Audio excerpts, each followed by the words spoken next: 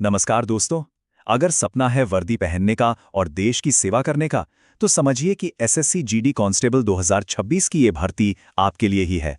तो चलिए आज हम नोटिफिकेशन से लेकर कट ऑफ तक हर एक चीज को बिल्कुल आसान भाषा में समझते हैं।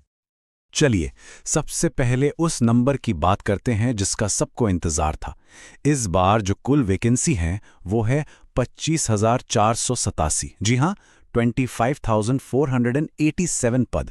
ये देश के लाखों युवाओं के लिए एक बहुत बहुत बड़ा मौका है। और जानते हैं सबसे अच्छी बात क्या है? ये उन सभी मेहनती युवाओं के लिए एक सुनहरा दरवाजा है जिन्होंने सिर्फ 10वीं पास की है। मतलब अगर आप बीएसएफ या सीआईएसएफ जैसी फोर्सेस का हिस्सा बनना चाहते हैं तो इससे बेहतर मौका नहीं मिलेगा। ये सिर्फ एक नौकरी नहीं बल्कि देश सेवा का एक रास्ता है। तो सबसे पहले आइए इस बड़े अवसर को थोड़ा और गहराई से समझते हैं कि कुल पद कितने हैं, किसके लिए हैं और सबसे जरूरी वो कौन सी तारीखें हैं जिन्हें आपको अभी अपने कैलेंडर में मार्क कर लेना चाहिए। तो ये जो कुल पद हैं, इन्हें पुरुष और महिला उम्मीदवारों के बीच बांटा गया है। इसमें आपको सीमा सुरक्षा बल यानी बीएसएफ, केंद्रीय औद्योगिक सुरक्षा बल सीआईएसएफ, सीआरपीएफ और असम राइफल्स जैसी शानदार फोर्सेज में भर्ती होने का मौका मिलेगा। अब इस स्लाइड पे जो लिखा है उसे जरा ध्यान से देखिए। समय बहुत ही कम है, आपके पास सिर्फ 1 महीने का वक्त होगा क्योंकि सारे फॉर्म 1 दिसंबर से 31 दिसंबर 2025 के बीच ही भरे जाएंगे। मतलब एक भी दिन की देरी और ये मौका हाथ से निकल सकता है। और देखिए पात्रता के नियम कितने सीधे साधे हैं। उम्र होनी चाहिए 18 से 23 साल के बीच और पढ़ाई सिर्फ 10वीं पास। और शायद यही वजह है कि हर साल लाखों उम्मीदवार इस भर्ती के लिए फॉर्म भरते हैं।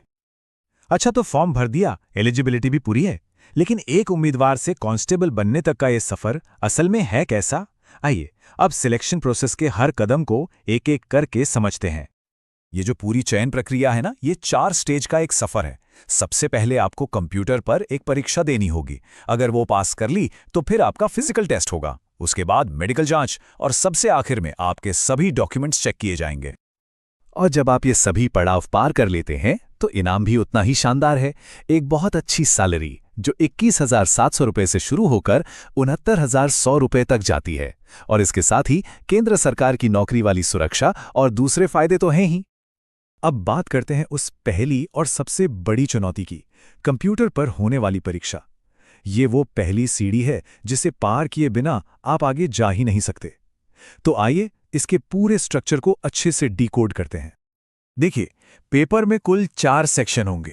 80 सवाल 160 नंबर के लिए और टाइम सिर्फ 60 मिनट। मतलब एक सवाल के लिए 1 मिनट से भी कम का समय। और हाँ, एक बात और, हर गलत जवाब पर 0.25 नंबर कट भी जाएंगे। तो स्पीड तो चाहिए ही, पर एक्यूरेसी उससे भी ज्यादा जरूरी है। अगर हम पिछले सालों के पेपर्स को देखें तो रीजनिंग में स्कोर करने का एक सीधा सा मंत्र है, पैटर्न वाले टॉपिक्स पर अपनी पकड़ मजबूत कर लीजिए, जैसे कि सीरीज, एनालॉजी और कोडिंग डिकोडिंग। इनसे सवाल हर साल आते हैं और ये स्कोर भी करवाते हैं। जनरल नॉलेज की बात करें तो यहाँ असली किंग है करंट अफेयर्स। कुल सवालों का एक बहुत बड़ा हिस्सा यहीं से आता है। तो मेरी सलाह है कि पिछले 6 से 12 महीने में देश दुनिया में जो भी बड़ी घटनाएं हुई हैं उन पर खास नजर रखिए। गणित में सिंप्लीफिकेशन यानी सरलीकरण, ये वो टॉपिक है जिसमें आपको मास्टर बनना ही होगा। क्यों? क्योंकि पिछले कई सालों से लगातार सबसे ज्यादा सवाल इसी एक टॉपिक से पूछे जा रहे हैं।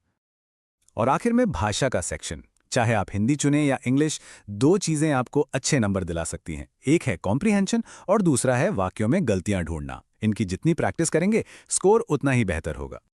अच्छा, परीक्षा का पैटर्न तो समझ लिया, पर असली सवाल तो ये है कि नंबर लाने कितने हैं। मतलब सिलेक्शन पक्का करने के लिए आपका टारगेट स्कोर क्या होना चाहिए। चलिए अब कट ऑफ के ट्रेंड को देखते हैं। ये जो ग्राफ आप देख रहे हैं ना, ये खुद ही पूरी कहानी बता रहा है। मुकाबला साल दर साल कितना मुश्किल होता जा रहा है। 2023 से 2025 तक कट ऑफ लगातार ऊपर ही गया है, जो साफ साफ दिखाता है कि कंपटीशन कितना बढ़ गया है। और इस कट ऑफ के बढ़ने के पीछे कुछ ठोस कारण हैं। सबसे बड़ा कारण है इस बार वैकेंसी का कम होना। पिछली बार 46,000 से ज्यादा पद थे, इस बार सिर्फ 25,000 हैं और उम्मीदवार 50 लाख से ज्यादा होंगे। तो कट ऑफ का बढ़ना तो लगभग तय ही है। तो बॉटम लाइन क्या है? एक्सपर्ट्स का अनुमान है कि इस साल भी कट ऑफ ऊपर जाएगा। अगर आप जनरल कैटेगरी से हैं तो आपको अपना टारगेट 150 से 160 नंबरों के बीच रखना ही होगा, तभी बात बनेगी। ठीक है, तो अब टारगेट सेट हो चुका है, पर सवाल यह है कि उस टारगेट तक पहुंचने का रास्ता क्या है? आपकी तैयारी की रणनीति कैसी होनी चाहिए? चलिए अब इस पर बात करते हैं। देखिए, आपकी पूरी रणनीति सिर्फ 3 बातों पर टिकी होनी चाहिए। पहली, अपना टारगेट कम से कम 130 से 140 नंबर का बनाकर चलिए। दूसरी, अपना 60% समय उन टॉपिक्स को दीजिए जिनसे सबसे ज्यादा सवाल आते हैं। और तीसरी, पिछले सालों के पेपर की जमकर प्रैक्टिस कीजिए, क्योंकि नेगेटिव मार्किंग में एक्यूरेसी ही आपका सबसे बड़ा हथियार होगी। तो अब बस एक ही सवाल बचता है। 25,487 पद हैं और उम्मीदवार लाखों। इस भीड़ में से आगे निकलने के लिए क्या आपकी रणनीति तैयार है? क्योंकि याद रखिए, एक सही और मजबूत रणनीति ही इस मुकाबले में जीत और हार के बीच का फर्क तय करेगी।